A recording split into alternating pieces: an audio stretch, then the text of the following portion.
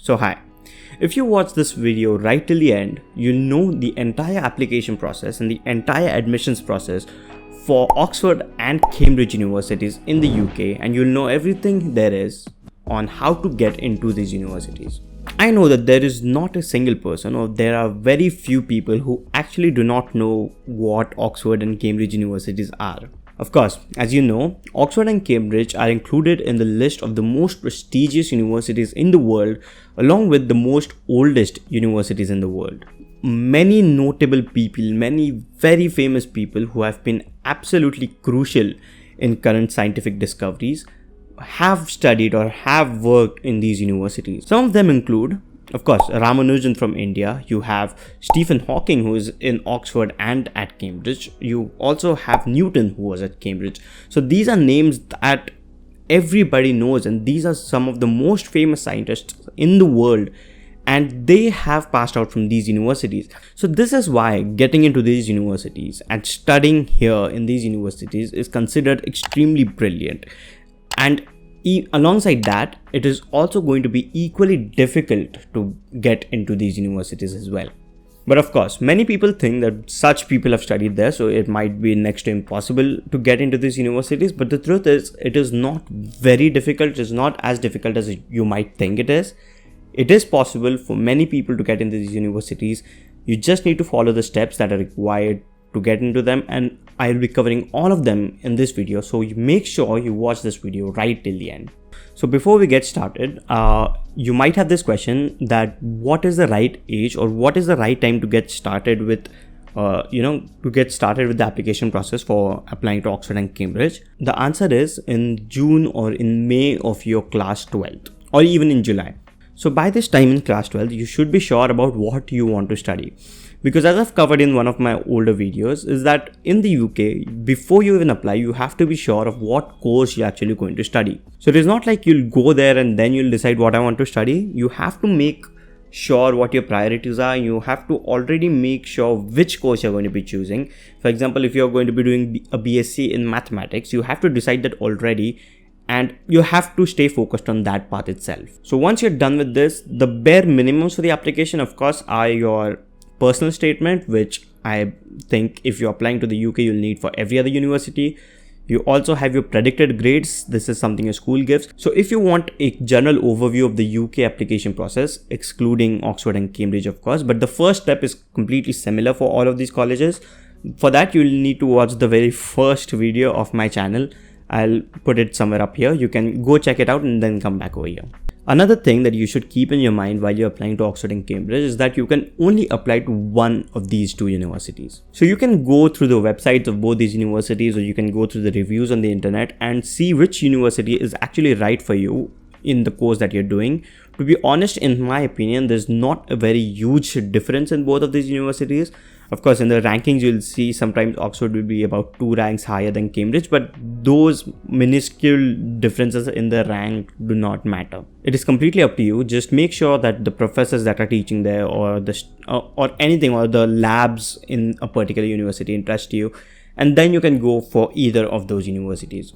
So now, why can you apply to only one of these universities? Now, the answer to this is, I believe, to reduce competition firstly. So because, for example, if you are an extremely qualified person and you apply to both Oxford and Cambridge and you get into both of them, you're actually taking away a seat from a deserving candidate. So you can only apply to one of these universities. The second reason is that Oxford and Cambridge have a very long process of admissions to undergraduate students. So they have a lot of workload, and it takes a lot of time to decide which candidates they are going to be taking. So that is the reason, to reduce the number of applicants, they have made this rule that you can only apply to either Oxford or Cambridge. So now let's get started with the steps that you need to follow in order to get into Oxford or Cambridge. The very first step, as I told you, in the June of your class 12, you need to make sure what course you're going to be doing, and at the same time, you should start writing your personal statement. A personal statement is an essay in which you write down your details and what you've done throughout high school and why you want to study that particular course,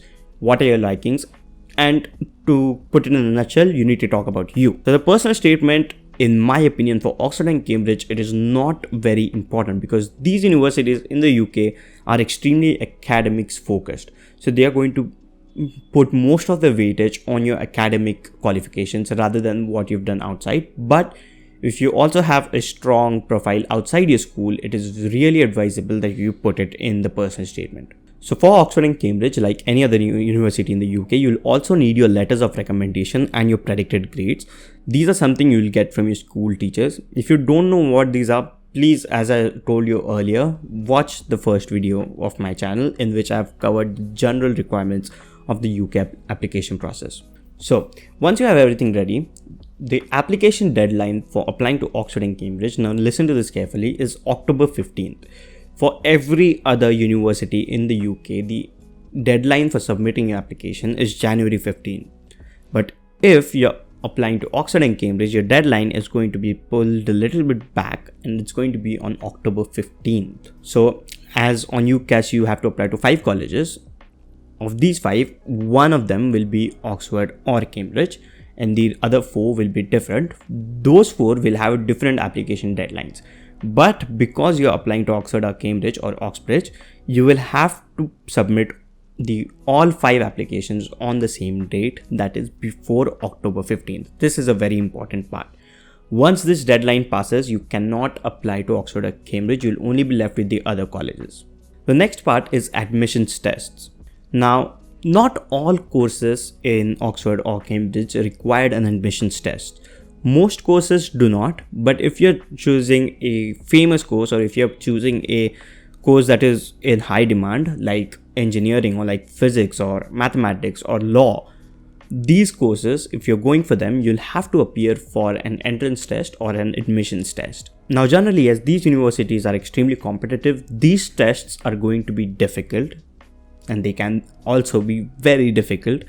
But again, they do not expect you to score 100 on 100 on them. For example, if I'll take an example of PAT, which is the physics aptitude test, an admissions test for physics at Oxford, it is out of 100 marks, but generally the cutoff each year is somewhere between in the mid 40s. So even if you get in the mid 40s out of 100 marks, you're good to go. So for this, I'd advise you to go in the link below. I've put down the admissions testing website's link. They have written down all the courses that require tests. So if your course falls under that, you'll need to start preparing for the test as well. Now, how to give these tests? Once you've actually submitted your application before or on October 15th, you'll need to start registering for the test. In India, there are a very few testing centers. So you'll need to go on Oxford's website or the testing websites and you'll need to find the test centers that are there. They're not going to directly assign a test center to you. You need to find it yourself. So once you've found a test center, for example, there are a lot of British Council centers across India, you'll need to email them that I want to give this and this test on this and this date. It is generally in the early November. So on November 3rd this year, I guess. And once you've emailed them, they'll send you a payment link. Oxford and Cambridge say that it's a free test, but actually in international countries, you'll actually need to pay the administration fee at the centers because those people have to, conduct the test. So it will generally vary, but I think you'll need to pay something in the neighborhood of 7,000 INR for appearing for those tests. So you finish with the test in November. In December, in the first week of December or in the last week of November, you'll receive an email from the university. Now, this email is very important because this email contains one of two things. It's either that you are declined admission, that they'll tell you that we have a lot of qualified applicants this year and you did not get cutoff marks in the test, so will not be able to, take you in the further rounds of consideration.